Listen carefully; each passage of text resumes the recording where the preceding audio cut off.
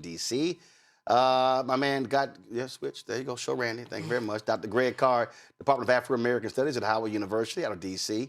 Glad we'll be later joined by Reese Colbert, the host of the Reese Colbert Show out of D.C. As well. Greg, I want to start with you. You said on a previous show that we have to be thinking about other strategies and not solely focus on the Voting Rights Act. You talked about other federal legislation. This is a perfect example how you can utilize state power to achieve the same result. Sure, it's not national, but you're using power wherever you have it. That's right, Roland, and thank you for having Brother Kareem and Brother Clark on, because that's a very insightful conversation you had, albeit a short one, but very potent. Yeah, I say this all the time. The United States is not a nation; it's a country with a lot of different nations in it. These are not right wingers; these are white supremacists, and I embrace them on their principle. They are fighting for their way of life and for their lives, and I embrace that because it is a dying strategy. The United States of America is not going to continue to exist in its current configuration. And I think federalism, now that they've caught the car and control the federal apparatus, is going to be one of the main reasons. Domestically, internationally, the United States, everybody's constructing superhighways to evade the United States, and I embrace that as well. What you just showed in Mississippi, and when Representative Clark mentioned in passing that the way to do it ultimately is to get a change in the state constitution, I think that's really what's going to ultimately succeed. And when they do that, in Mississippi, they had a voter ID referendum in 2011, some other things. They have to have over 107,000 certified signatures to get something on the ballot for a constitutional convention. They have to get 12% of the total voters in the last gubernatorial election. That's the number of signatures they have to get. And they have to have at least, I think it's maybe 12%, no, they have to have, I think, 40% vote for in each of the 5 congressional districts, and then ultimately they have to have 40% of the total votes cast, the number of votes in favor. They put up a lot of roadblocks, but if you get it at the state constitution, the hillbillies are going to then go to the state Supreme Court and challenge it, and they may overturn it there. But the point the point of all this in the conversation you had is very important to understand. Mississippi is very nearly majority Black. This is where people who say, well, what can I do, have to now get off your booty and get involved. The federal government is going purebred fascist. The ICE, Gestapo, all this is here. At the state level, however, we can peel off enough states to paralyze the federal government and to concentrate and focus power at the local level. We need to stop talking about we're better than this as a country. We need to no. Now the battle goes to the states and the localities, and we need to abandon any notion of making peace with these people. We got to go to war with them like they have gone to war with us since we have been trafficked here. Randy? Exactly. When he says go to war, that's the issue right now. I don't think people understand it's a war. And we need to understand that they have laid out what they're going to do. They're doing it. And so how do we win? How do we fight back? And if we have to do it, not just on the federal level, say state level, let's get creative, let's get strategic and have conversations where then figure out how we beat these white supremacists who are attacking everything about democracy and certainly attacking Black people. All right, then. All right, folks, hold tight 1 second. We come back, lots more to talk about. America celebrating 250 years, but they already are removing exhibits when it comes to slavery. These white folks this is going to be a whitewash celebration like you ain't never seen when you have white supremacists who are in control of the country. Plus, Sinners breaks record. Oscar nominations. We'll tell you what happened there as well. Lots to break down right here. Roland Martin Unfiltered on the Black Star Network. Next on the Black Table with me, Greg Carr. America is being reshaped in real time by a group of 6 people, unelected and without any checks and balances. By the end of the current Supreme Court session, education, the workplace, who gets to elect our leaders, and so much more could radically change. This week, we reconvene our legal roundtable and look at what the new America may look like and how we should respond. That's next on the Black Table, right here on the Black Star Network. Hi, I'm Swing Cash, Basketball Hall of Famer, and you're watching Black Star Network.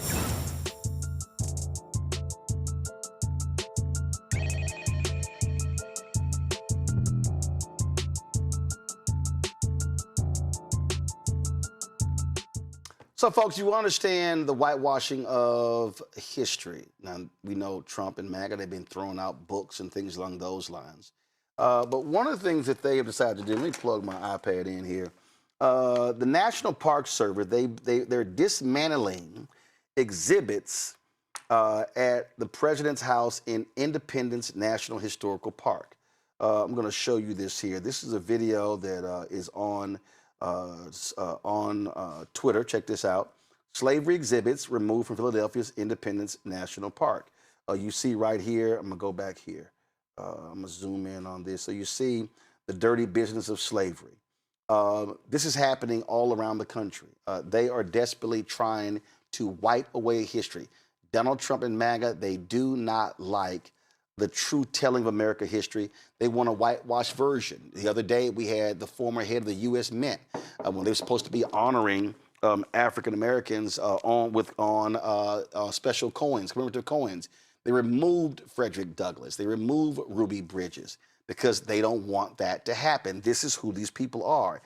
They are challenging the Smithsonian exhibits as well, because they're claiming everything is DEI. They want to claim that, oh no, it's about patriotism and celebrating that. They do not want to tell the whole story of America. And that's the thing here, Randy. And what we have to understand, it's going to happen all year.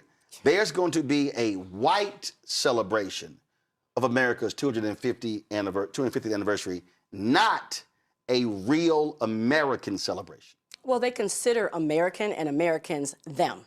They consider America for white people. We're seeing that all the time. And it's easy for them to roll back programs like DEI because they're erasing the history that required us to have programs like DEI. They would like to act as if there was not segregation, there was not racism. They would try to act as if we didn't need civil rights. Like all of these things came out of the thin air because we're victims and we're always asking for something. They are creating a fiction of what America is. And this is not new, though. I mean, yes, it's worse right now, but if you think about the history books that have been created, they never really taught us the real history anyway. So this is what they do. They're made up holidays. I mean, hell, starting at Christopher Columbus. So they continue with their lies. And right. they're masterful fiction writers. Greg, I posted this on my social media the other day, and I played this clip many times. And I keep telling people, if you need a 33-second lesson of the United States, all you got to do is play this scene from the 2006 movie, The Good Shepherd, directed by Robert De Niro. And this is Matt Damon playing a WASP CIA agent and Joe Pesci playing an Italian mobster. Let me ask you something. We Italians, we got our families and we got the church. The Irish, they have their homeland. The Jews, their tradition. Even the niggers, they got their music. What about you people, Mr. Carlson? What do you have? The United States of America. The rest of you are just visiting.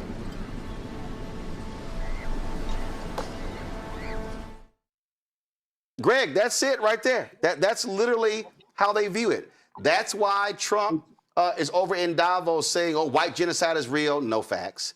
That's why they're doing what they're doing. This is a white country to them, and we are seeing it. And you literally have a white nationalist who's in charge, who's saying, oh, y'all can now easily, openly say these things, and it's no problem.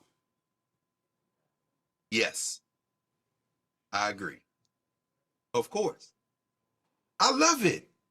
I need, well, you always say I need people to understand. I don't care what people understand in that, because the reality is that the United States of America is in severe decline as an empire. We all heard the Prime Minister of Canada, Carney, who came back, by the way, this week from Davos and issued an even larger clarion call. Negroes maybe decide to move to Canada after you listen to what he said after he came back from Davos. China's moving ahead. Perhaps there'll be some daylight for Africa and the Caribbean. We'll have to see. The American Negro must now untangle him and herself from the leg of your master, because your master never wanted you and doesn't want you now. Philadelphia is my adopted hometown. This is how you wage the war in Philadelphia right now. I remember protesting with our brother Michael Cord and the Avenging the Ancestors Coalition attack as we fought there at Independence Hall and at that square for that exhibit. I was just there in November where most of the stuff was still there and they'd already taken down the television monitors. I embrace it. Because what they're doing is wrapping themselves in the genealogy of their ancestors, that funky ass trafficker, human trafficker, George Washington, who lived in that same little square there where Hercules ran away and sold it on a judge. Go to hell, you bastard. You're not my dad. I don't care if you don't put me there. In the city of Philadelphia, the mayor, Sherelle Parker, the city council, my man Isaiah Thomas, and all the folks who are on the city council, y'all need to now take every one of them panels and put it up on Philadelphia public land and dare them crackers to come over there and even look at it without taking an ass whipping. It is time now for the war. Go back to 1976. Again, in my adopted hometown of Philadelphia. That is the year the African American Museum in Philadelphia opened, 1976. Also the year in Ohio, the National Afro-American Museum and Cultural Center opened in Wilberforce. We took the so-called bicentennial and made it black by not begging for ish. Let us go to war in 2026. I don't want to be commemorated in your funky white settler dream. You ain't having no babies. Your country's collapsing. The world is moving on, and the American Negro must now make a choice. This is the year we must make a choice and commemorate ourselves. Go to hell, white nasties. It's crumbling. It's crumbling. Let's get out of the way and let it fall. Well, what's unfortunate is that you are seeing, I mean, we're going to talk about sinners a little bit later. Poor little Matt Walsh, he was just so upset that sinners got, like, this is an inferior movie. Oh, Matt, you're okay? You're okay? But it's amazing to see how what Trump is unleashed. And not just when it comes to this, y'all. We had to witness Donald Trump traveling to Davos this week to speak at the World Economic Forum. This is the person who stood before and he called, he meant to say Greenland, but he mentioned Iceland 3 times. Before he left, he gave this rambling speech talking about his mom said he would have been a great baseball player in the major leagues. I mean, just on and on and on. I saw this tweet from, this is right-winger Clay Travis, who supposedly does sports and now does news, but he's about as relevant on politics as Stephen A. Smith is. And so he was like, oh, Trump is killing it in Davos. No, he was absolutely an embarrassment to this country. And now we're dealing with European countries who are now being targeted under assault because he wants to take Greenland. And he's made it clear they'll do it any way they want, even by force. We see Donald Trump also said while there that white genocide was happening in South Africa. Oh, he's gonna dramatically raise European tariffs. We can go on and on and on. And there are some people who say, oh no, Trump can do whatever he wants because Europe, they have to absolutely take it. I don't know about all of that. My next guest knows just a little bit about international affairs. She's a former national security advisor, former ambassador to the United Nations. Joining us, y'all, is Susan Rice. Susan, glad to have you on Roland Martin Unfiltered. Just give me your initial thoughts about, as somebody who has spent so much time dealing with international diplomacy, dealing with these countries, what we are facing right now with the twice impeached, criminally convicted con man in chief, and how he has no regard even for our allies. Just what is your assessment? How does it make you feel to watch this in real time? Well, Roland, it's good to be with you and good to be with your viewers. This is really a critical time in our relationship with our European allies and Canada, the Transatlantic Alliance, as we call it. And it's a critical moment because Trump has made it clear, even with his, perhaps temporary climb down on Greenland, that he has absolute disdain for our European allies and partners. He, in his speech in Davos, went absolutely off in ripping Europe as a whole, but individual countries and individual leaders by name. And then, the meta message of his Greenland gambit and his, hands-off approach to supporting Ukraine is that he doesn't really care about NATO. He doesn't care about the transatlantic alliance, and he doesn't understand or refuses to acknowledge that the only time the mutual defense provision of the NATO treaty was ever invoked was when the United States was attacked on 9/11 and our allies came to our support and defense and fought side by side with us in Afghanistan. And Denmark, from whom we're looking to steal Greenland, according to Donald Trump, lost more soldiers per capita in Afghanistan than the United States and virtually any other NATO partner. And this is the thanks they get. So our European allies have come to the realization, perhaps belatedly, and of course so has Canada, that they can't count on the United States. The trust has been broken. And once trust is broken, you cannot put that Humpty Dumpty back together. The Canadian Prime Minister Mark Carney called it a rupture. The head of the European Commission, Ursula von der Leyen, said it was permanent, that rupture. So even as we, maybe paper over and figure out a face-saving way for Trump to climb down on Greenland, first of all, I don't put it past him to raise this back again. He drops things and comes back to them all the time. But even if he has dropped it for good, the message to the Europeans is that he's willing to use economic tools of coercion like tariffs to punish them for upholding their treaty obligations. And basically, he's given Europe the finger. And the only person on the planet who benefits from that is Vladimir Putin. It's the greatest possible gift we could give Putin and Putin's Russia, which has aspired, ever since the fall of the Soviet Union, to dismantle NATO. There was a lot of craziness that we heard in that speech. But this right here, I thought just really jumped out. Let me just play this. And then after the war, which we won it big. Without us, right now you'd all be speaking German and a little Japanese, perhaps. Well, guess what? The official language in Switzerland is German. I mean, this is the lack of tact, knowledge, all of that. And the right goes, oh, that's the Trump brand. Oh, this is great. This is wonderful. There is no way in the world, these people would be as, I won't even say apologetic. It's just ass kissing. It's the cult. If Biden or Obama or Clinton said and did these things, but it's literally, oh, how more stupid can he get? Oh my God, he was amazing. Oh my, that was just stunning. It is wild how they just accept the pure ignorance of this man. Or I don't know if it's ignorance or willful refusal to acknowledge the facts. I mean, just do a thought experiment for just a second here. Imagine if Joe Biden had stood up on the world stage in Davos and 4 or 5 times called Greenland Iceland.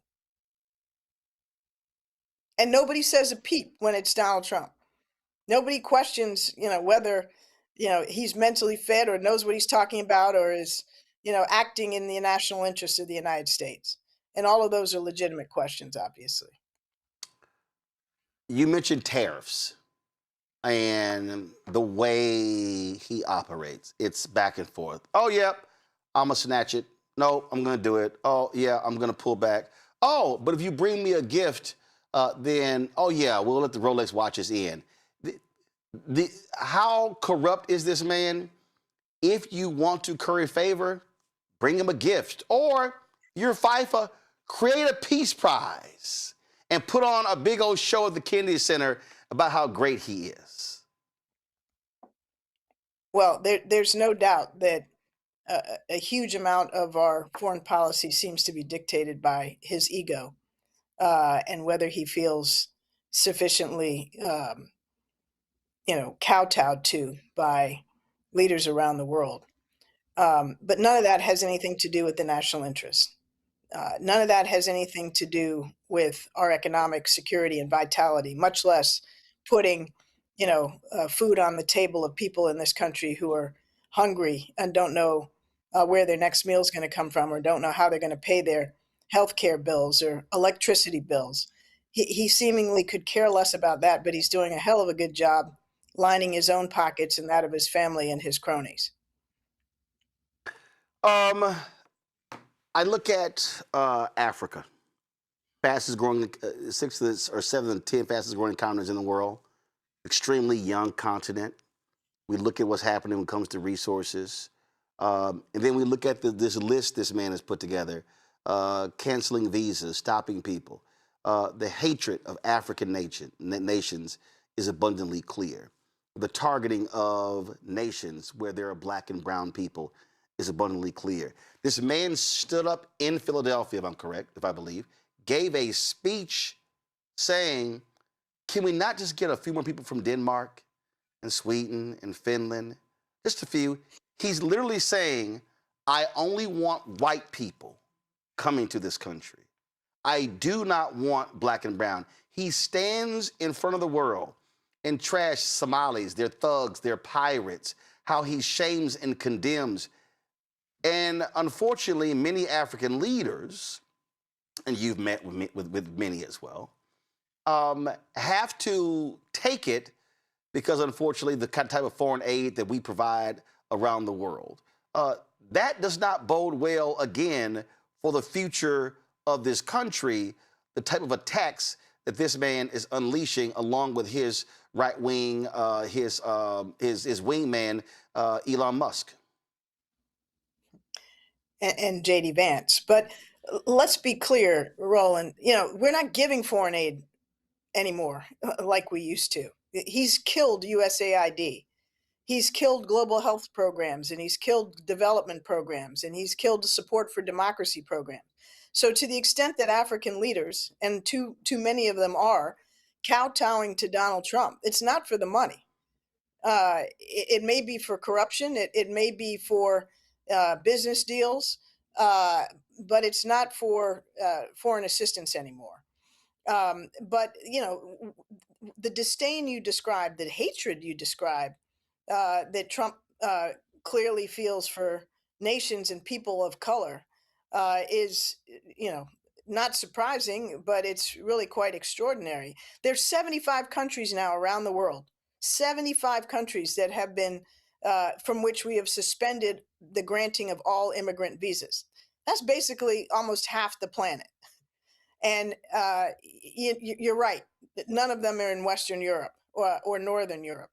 But it's not like he treats our European partners better either. I mean, he trashed Macron at Davos. He trashed Europe as a whole. He trashed Mark Carney of Canada by name.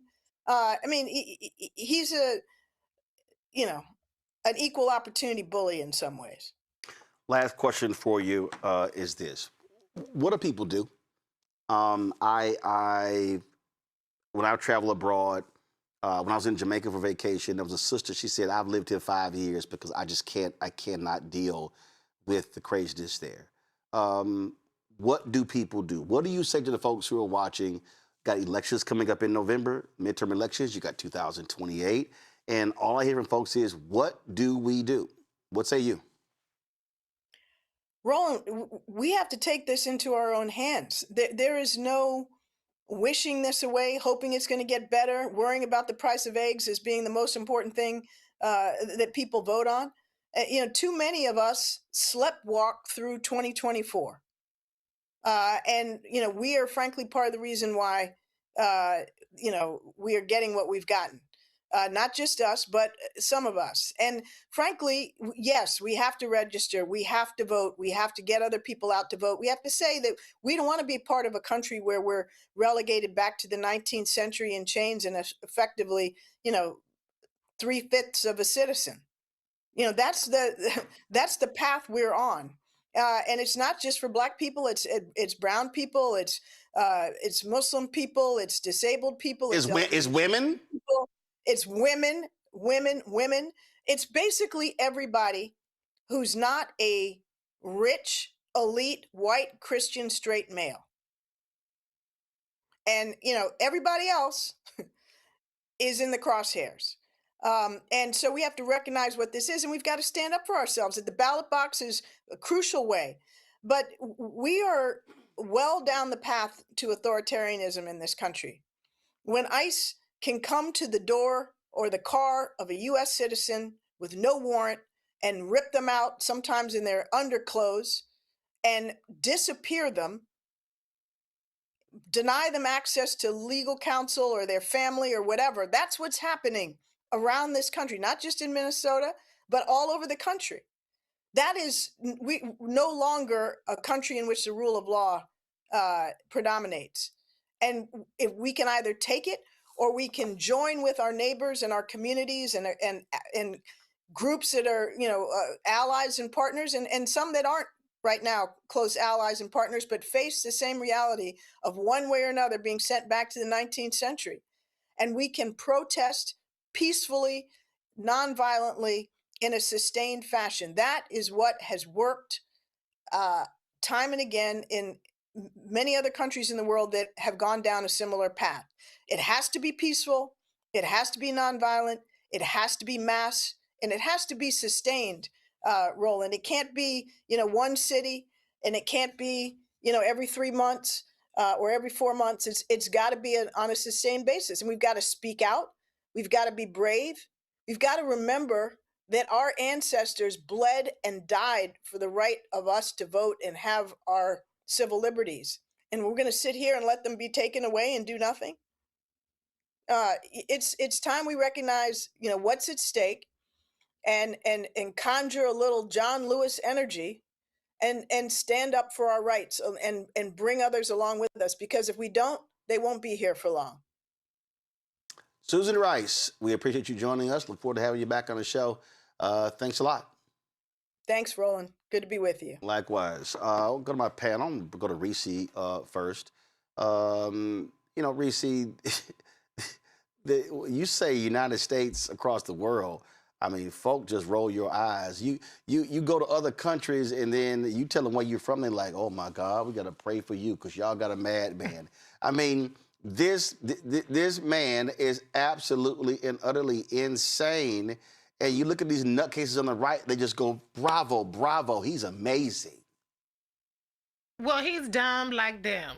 I mean, this is the most incompetent, stupid motherfucker that we could ever imagine representing us on the world stage. Davos is normally just a bunch of rich people getting together, talking about AI or whatever the situation may be. And it has turned into this catastrophic, world crisis summit now, where you have everybody trying to play defense and offense, and you have leaders trying to establish a new world order, which I would argue that the world order was always established at Davos, and with all these wealthy people getting around smoking cigars and drinking whiskey. But it's all out in the open, and nobody can turn away from it. Unfortunately, I don't think that this country really understands the severity of the damage that Donald Trump has done to the credibility of the United States. We should not be, in 2026, relitigating a treaty that has worked damn fine since 1951. But what this man is doing is showing that this country has gone off the rails. There is no such thing as a check and balance on Donald Trump. He has surrounded himself with dumbass sycophants who are equally unequipped to challenge or to face the challenges that we have. And unfortunately, we have a president that wants to manufacture problems. And then when he gets a non-solution to the problem that didn't exist in the first place, he says mission accomplished, like he's W on a ship. But the reality is the only thing he's accomplished is further weakening America. Now, I personally happen to think that that is the point for him. I don't think that he's an agent of the United States. I think he's an agent for himself, for his wealth, and for whatever is going to line his pockets. And so he does not have anything invested in making America stronger. And every single move that he's made points to that. And that's the only reason why any of this would make any kind of sense.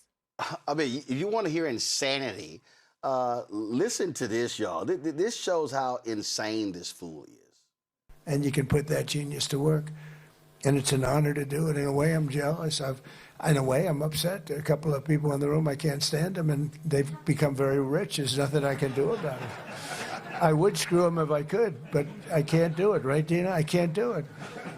I would, if I had a chance, if I could just take them and say, That's how stupid these people are. They're like, oh no, that's Randy. Like, oh, that's funny, that's cute. Oh my God, he actually said that. I mean, oh, that was just so cute of Don saying that. He spoke, and former Vice President Al Gore, who actually has a Nobel Peace Prize that was given to him. Right. It wasn't a gift from somebody else. He was on CNN talking to Caitlin Collins, and let's just say he didn't hold back. Yeah, well, thank you so much for standing, obviously, outside the room. And I would love to know what you thought of the president's speech, given you are obviously a very prominent U.S. Policymaker. And what did you make of hearing it from the U.S. perspective, given so many of the European friends that are in the room? Well, I think it was a classic Trump performance. I would hate to be the fact checker that had to go through that speech. But I think there was one element of the speech that I would interpret as a positive.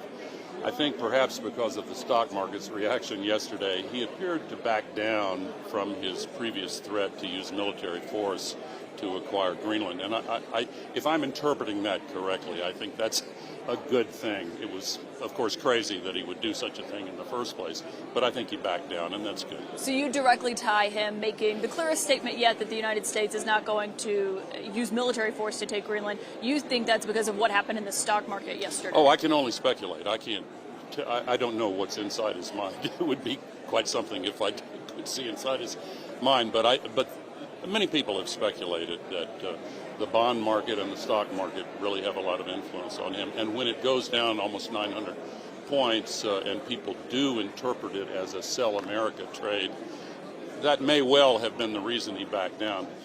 It may have also been that a lot of people who are close to him, who are more tethered to reality, convinced him that he had made a mistake.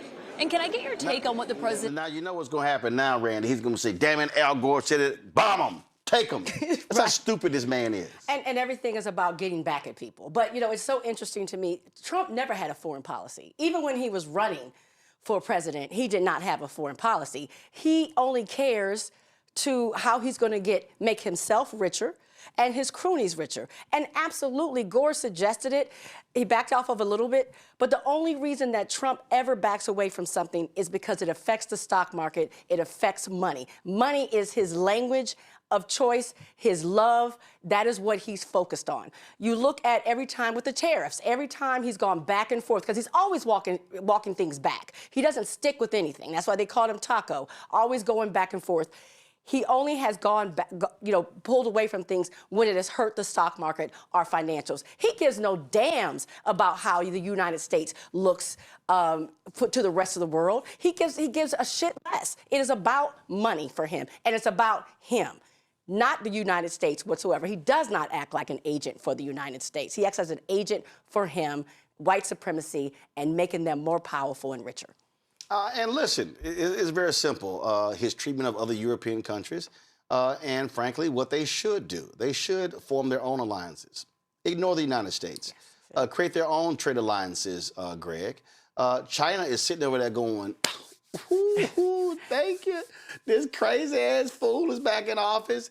Putin is happy. And yeah, this so-called board of peace, whatever the hell he's charging $1 billion for, if you're a country that signed up for it, that money's going to disappear. Y'all are being conned. Yeah, and it won't matter because the BRICS is still, it's in its infancy, but their payment system where they can engage in currency transactions, avoiding the dollar completely, it's in its infancy. It's not ready, but it will be ready at some point. Jared Kushner, a vile human being, unveiling plans for a mega city in Gaza on the bones of hundreds of thousands of Palestinians. I embrace Kushner. I embrace Trump. I tell you, man, let me just continue to say this. I embrace them because this is a criminal enterprise, and this is how it was always going to go. The only difference is you have Donald Trump accelerating the timetable. I mean, I encourage everyone. I agree with Reese. It's just rich boys coming together doing their thing. But let's be crystal clear. It's the people who think they run the world who come together at Davos. And when you heard Mark Carney give the speech that perhaps a John Kennedy or a Barack Obama, not a Barack Obama, I don't think, because by now the neoliberals have eaten the United States government. Perhaps John Kennedy would have given the speech that Mark Carney gave. Because Carney, the Prime Minister of Canada, talked about multiculturalism, multilateralism. He talked about a mea culpa, even the crimes of Western civilization, saying, and he even said that the system we live in, the post-World War II system, is a hypocrisy. It was designed to have a hegemon. The United States of America and the rest of the world, led by the Europeans, winked and looked the other way because it prevented wars. I encourage everyone to read Robert Kagan's article that just got dropped on The Atlantic a couple of days ago called America versus the World. He's a neocon, Brookings Institution. He's not happy about this, but what he's clear about is this. The United States, an empire in decline, hey, baby, it's over. Now, I don't mean it's over tonight. What I mean is that the world has moved on. Mark Carney just came back, as you heard Reese say, from what you just said, from Beijing, when he said new world order. Just that slow and with that pace. What he is saying is the racists of the United States of America, by withdrawing from their cousins in Europe, have now sent a message to the world that you can't be trusted to keep the peace. Finally, you know why we haven't had a world war since World War II? Because the post-World War II institutions, the United Nations, the World Bank, the International Money Fund, all institutions, by the way, that Carney critiqued by saying that there is hypocrisy there, but it stopped the nations of the world from going to war. Let me be very clear about where we are right now and what we have to do. If I could have asked Ambassador Rice a question, since she's been in all these rooms and knows very well what Robert Kagan knows and what everybody else knows, let's move away a little bit from the voting rights and be like John Lewis and have peaceful protests that it must be peaceful. Madam Ambassador, can we talk real politics for a moment? What do you see as the future of not only the United States of America, but the European World Project, which began 500 years ago, which moved from Europe to the United States, specifically England to the United States, in a handoff that was culturally seamless, except the problem of the indigenous and us, and we've been fighting ever since and all along. And now it moves, to your point finally, Roland, from the United States to China. You know what Europe is doing?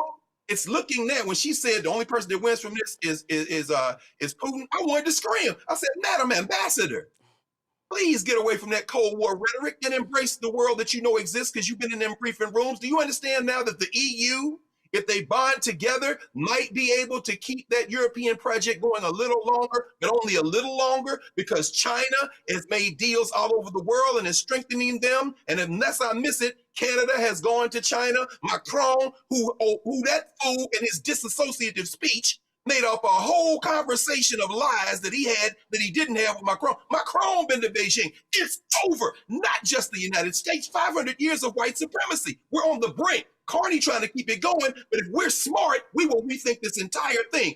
Ambassador Rice, I would have loved to answer those questions. Does she know what it is? I'm tired of them talking about this nativism in a soft power format. It's time for Black people to make a bunch of different decisions in the United States of America because the world getting ready to move on from the United States. All right, folks, going to break. Man, lots to talk about in the second hour of the show. Another HBCU having significant issues, this time in North Carolina. Then, of course, we've got the arrest of Black activists, the targeting of journalists in Minneapolis. Yo, Jack Smith was lighting that ass up on Capitol Hill today, exposing the fraud when it comes to the election. Then we had, of course, other hearings going on. So, man, it's a whole lot we got to get to next on Roland Martin Unfiltered. Don't forget to support the work that we do. Join our Bring the Funk fan club. The goal is to get 20,000 of our fans contributing on average $50 each a year, $4.19 a month, 13 cents a day. Listen, if you can't give that, you give less. We appreciate that. Does not matter. And the people who actually have given more, and I appreciate that as well. If you want to use Cash App, use the Stripe QR code. You see it right here on the screen. Click the Cash App button to contribute. Also, that's for credit cards, checks and money order. Make it payable to Roland Martin Unfiltered, P.O. Box 57196, Washington, D.C. 20037-0196. PayPal, R. Martin Unfiltered, Venmo's RM Unfiltered, Zelle, Roland at RolandSMartin.com, Roland at RolandMartinUnfiltered.com. Be right back. Next on the Black Table with me, Greg Carr. succession. We're hearing that word pop up a lot these days as our country continues to fracture and divide.